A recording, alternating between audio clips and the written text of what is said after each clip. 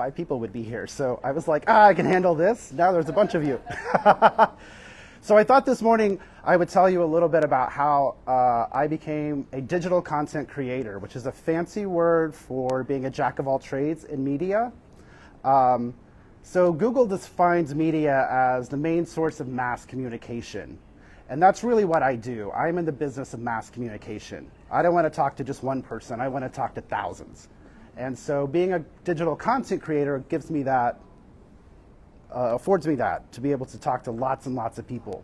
I do that through websites, social media, video like this, all kinds of ways. But I wasn't always a digital content creator. I started out as a writer. In the late 90s, I wanted to be a rock star. And so I had terrible stage fright, which you're going to see today.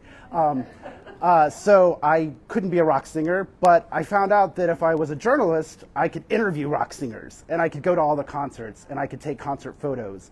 And so I got really passionate about being a music journalist. And so I did that for almost 10 years. I was published all over the world. And I photographed hundreds and hundreds and hundreds of concerts. It's just what I loved. But eventually, things started to change, and the web started to grow, and people started wanting content via the website. So I had to learn how to design websites. And back in the 90s, it was very easy. Websites were super simple. And as time progressed, they just got more and more complex. And so my skills had to advance to keep up with those changing times.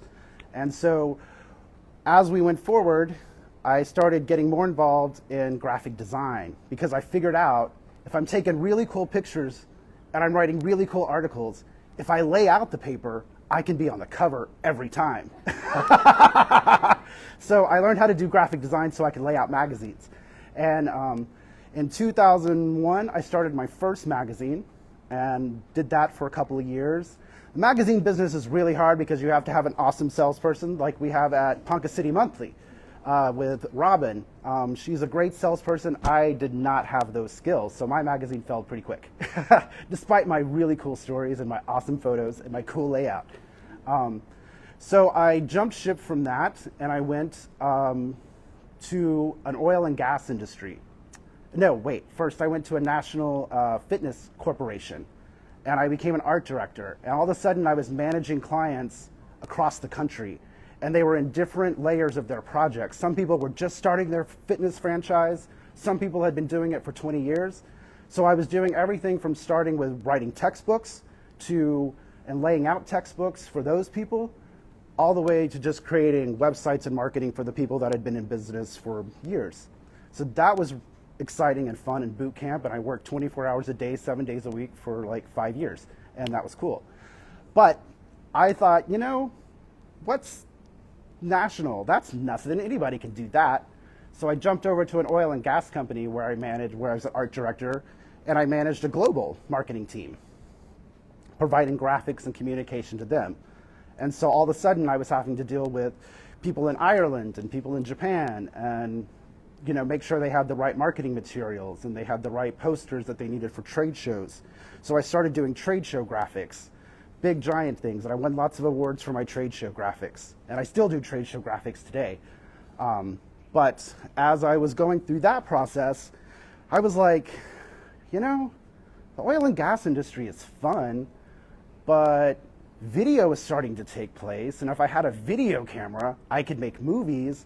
I could talk to more people, so maybe I should go back to college and learn how to make videos and learn how to make movies.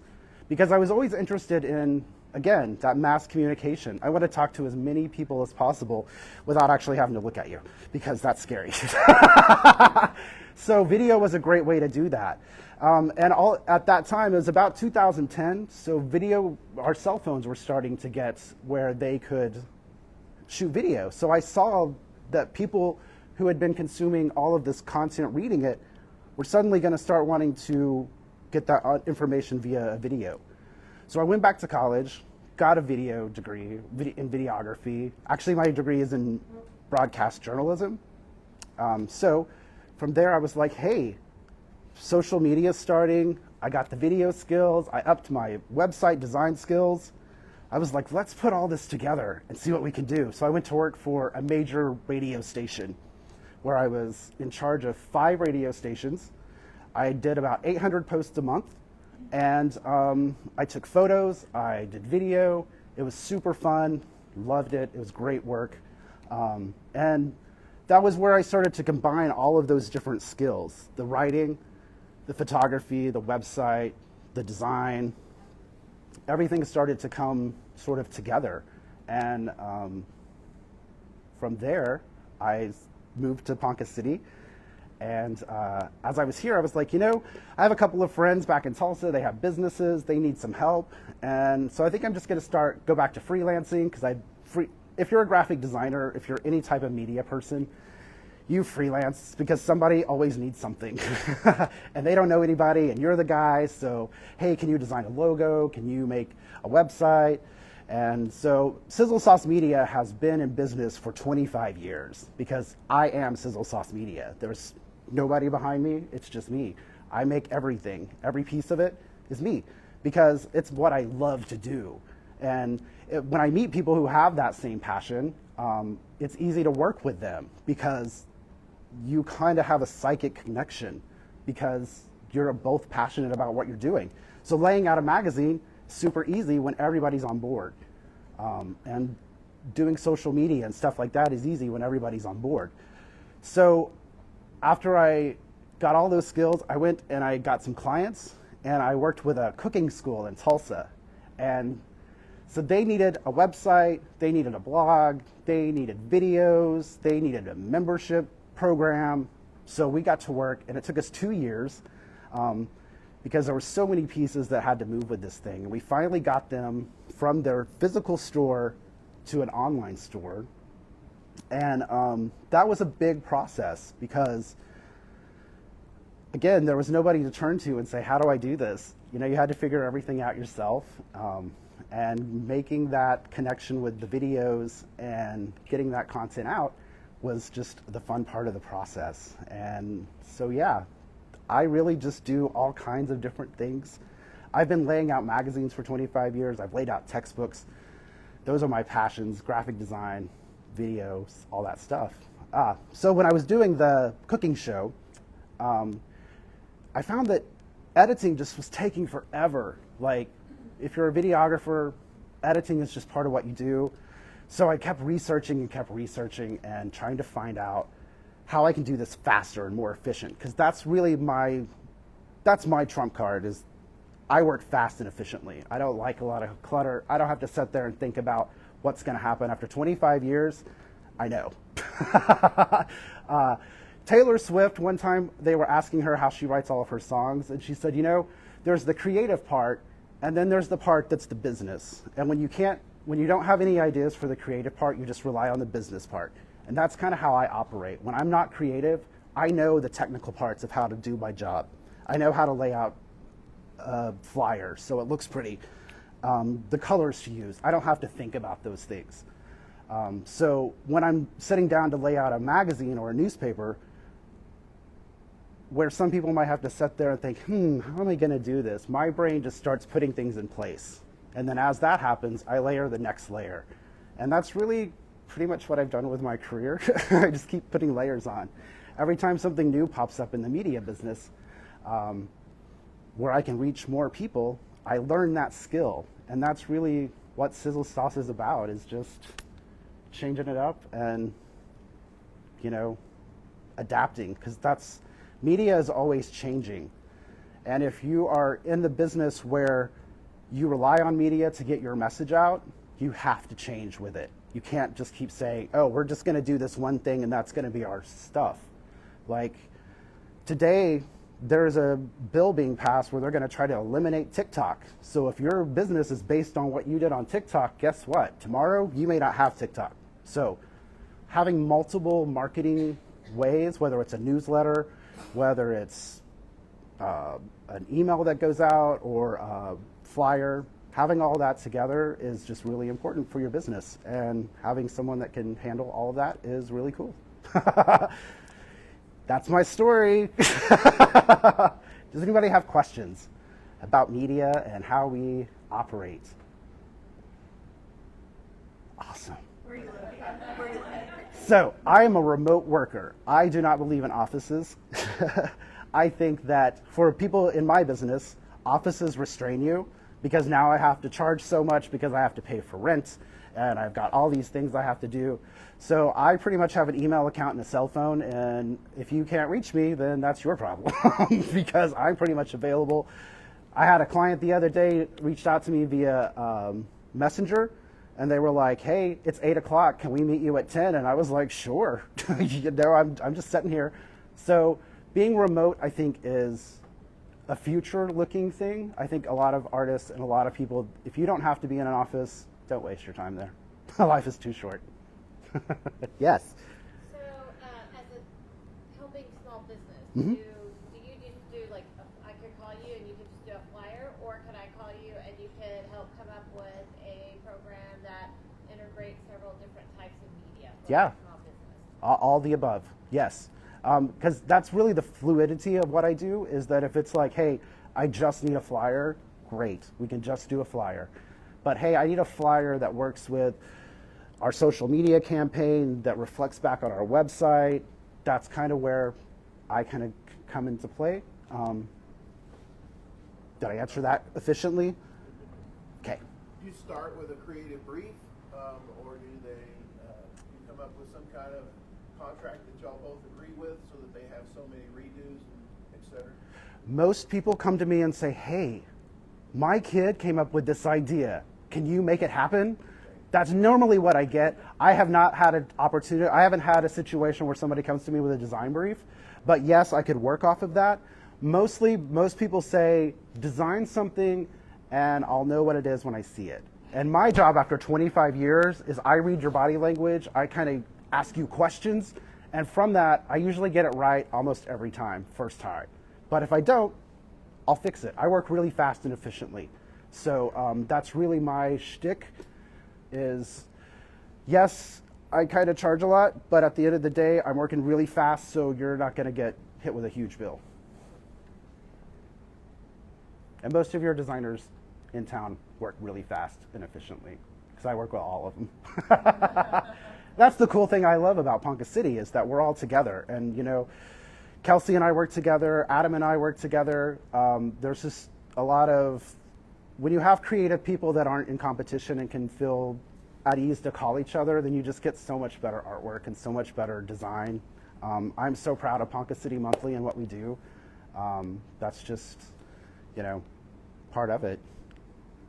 What is your role at Ponca City Monthly for those that don't know? Oh, I do the layout for the magazine. Robin does the ads, I do the layout, and we work together. And again, when we started, there was a lot of communication back and forth of do this, do that. And then after a couple of months, it was like, okay, we know what we're doing. So Robin sends me the ads. They're blank boxes, and I just lay them out, and magically, all of the colors work. And that's what I was saying about when you have two people who are working together that really know the business. I think Robin has been in it a minute longer than I have, like just a minute. I'm a minute older than you. You're a minute older. That's the only reason why. Yeah, so when you have us and we're all working together, it's just easy. We can almost sense, I know what Robin's going to design because we've worked together for 3 years now. So I know, oh, it's spring. She's going to be using yellows and greens and purples. I already know that, so I integrate that into my designs. And then when her ads start filling in, all of a sudden, there's all the purples and greens and yellows that I've used throughout the magazine. It all just looks cohesive. Yes? With 25 years experience in this, what trends do you feel are coming soon that we haven't seen before? I think again, I think we're going to see more and more bespoke kind of marketing, where it's going to be, instead of mass communication. I mean, that was the one thing I learned. Part of my radio gig was I got to have unlimited access to Google and Facebook. So I could call Facebook and be like, hey, my social media post isn't performing, because the radio station was part of a giant corporation. So when you're a part of a giant corporation that has, let's say we had 200 Facebook pages in total.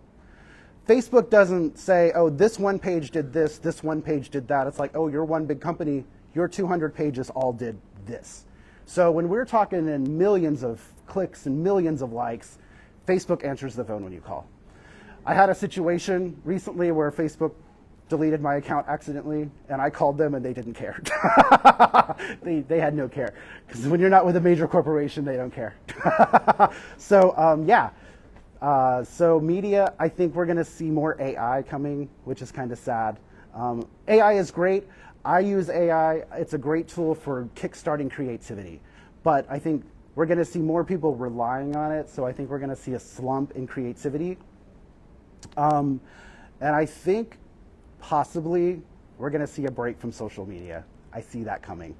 I think we're going to need to focus on newsletters and our websites and making those more whole, just because I think social media keeps changing the rules, and that makes it harder and harder to connect with people. And so, yeah, I see social media probably diminishing over the next few years. But that could be just because I'm really burned out with it. Anything else? Any fun questions? So Andy, I think you've shared this before, but why the name Sizzle Sauce? Okay, this is a three-part question. Okay, yeah. The second part is, where were you before you came to Ponca City? We're glad you're here. And finally, just because I want to know, what was your favorite concert that you ever covered? Oh, man. So I've been to thousands of concerts. That's what you said. Yeah. Pink was pretty cool. I looked up and she was above my head, so that was pretty cool.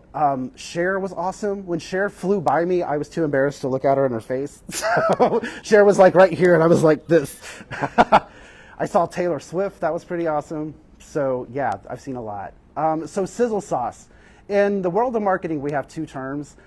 We talk about in film, there's a sizzle reel. That's the best stuff that you've got. Everything that's awesome and cool, you put into your sizzle reel. And in marketing, we have the secret sauce. And that's the sauce we use to come up with all of the cool creative stuff that we do, the big plans, the branding. So I just put those together, so it's sizzle sauce. So it's the greatest of your video and the best of your design and marketing. So sizzle sauce. And then I was in Tulsa. I was working for the radio station. And I actually worked for them for about a year while I was here, but man, that drive back and forth. So you grew up in Oklahoma? I grew up in Tulsa. Okay. Yep, I'm a Tulsa native. I grew up in a small town called Sapulpa, but it's just outside of Tulsa. So yeah, AI. Anybody use AI? Yes, because it's there.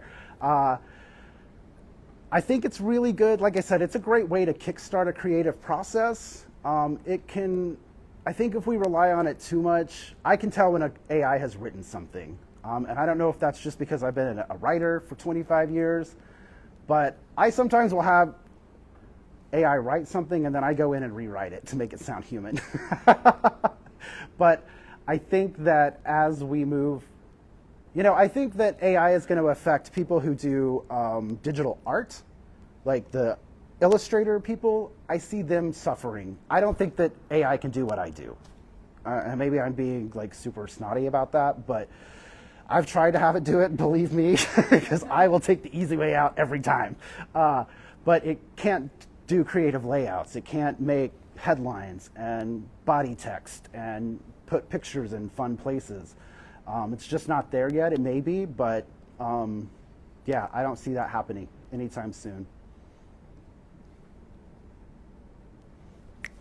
Do you have some video or something? Is that what's on the screen? Or? Let's see. If you scroll down,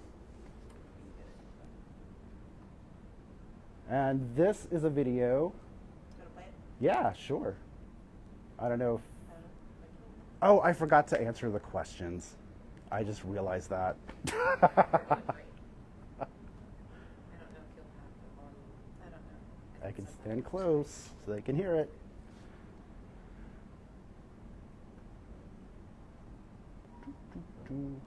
Oh, there it is. So yeah, I make videos. I made this for Paws on the Pavement. I'll stand on this side of it.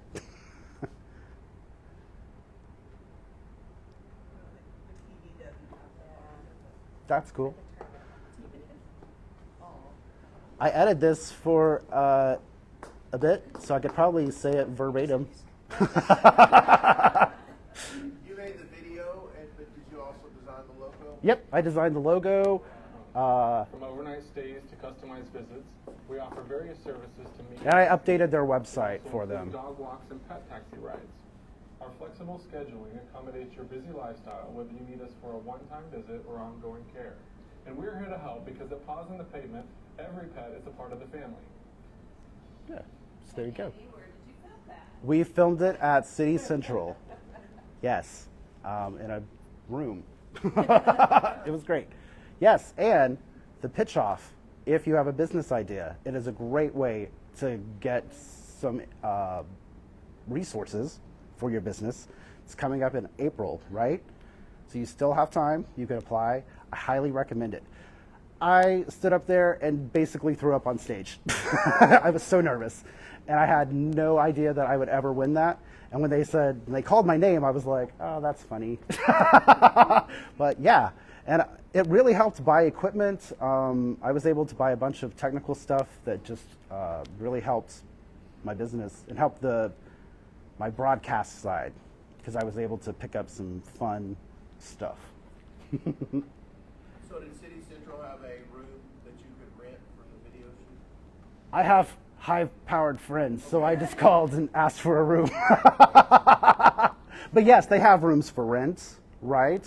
Yep, we have office space that you can lease for a day or a week or a month. And Andy just happened to catch us on a day where we had nobody in that room. Also, we found out how many days and months Andy is not in his office. And part of the incentive package was free office space for a year. Yeah. And we saw him at least once a month. Once a month. Yeah. What did you when he was meeting with clients? Yeah, that's what I used it for. It was a great place to meet clients. But yeah, I have. Paws on the Pavement also won the Yeah. job the following year. Yes, since how they were able to afford marketing.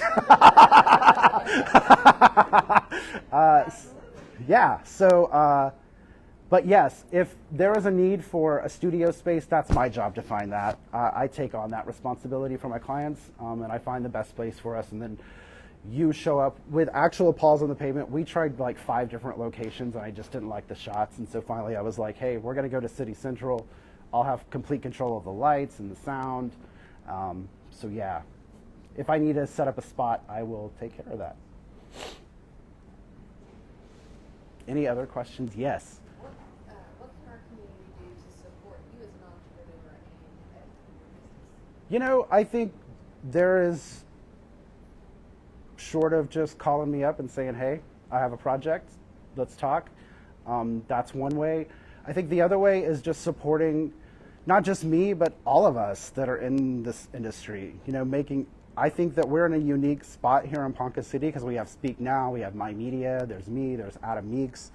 We're all working together to do the same thing. So there's absolutely no reason to go outside of Ponca City for all of these things. You know, film crews, video crews, marketing people, websites, all of that can be done here. So when I hear somebody say, oh, we hired someone from New York, it's like, really? Why? I mean, yeah, so that, to me, that's the biggest thing. It's just support your local designers, support your local artists, because we're struggling. We're out there hustling daily to try to, you know, get it. So yeah, that's how you can support us. Just support all of us. Don't go looking elsewhere. Thank you.